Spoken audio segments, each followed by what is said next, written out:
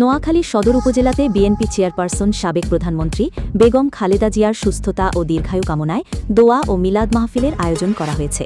2 December মঙ্গলবার দাঁতপুর বাজারে 2 নং দাঁতপুর ইউনিয়ন বিএনপি অঙ্গ ও সহযোগী সংগঠনের উদ্যোগে আয়োজিত মিলাদ ও দোয়া মাহফিলে নুরুল আমিন দুলালের সভাপতিত্বে প্রধান অতিথি ছিলেন নোয়াখালী জেলা বিএনপির সদস্য সচিব হারুনুর রশিদ আজাদ, সদর উপজেলা বিএনপির আহ্বায়ক সলিমুল্লাহ বাহার হিরণ, সদস্য সচিব বিপি জসিম, সদর উপজেলা নির্বাচন পরিচালনা কমিটির যুগ্ম আহ্বায়ক শামসুদ্দোহা মিঠু ছাড়াও দোয়ার আয়োজনে অংশগ্রহণ করেন উপজেলা বিএনপির সাবেক ছাত্র বিষয়ক সম্পাদক মমিনুল্লাহ মিলন, বিএনপি অঙ্গ ও সহযোগী সংগঠনের নেতৃবৃন্দ এবং অসংখ্য কর্মী সমর্থকগণ উপস্থিত ছিলেন।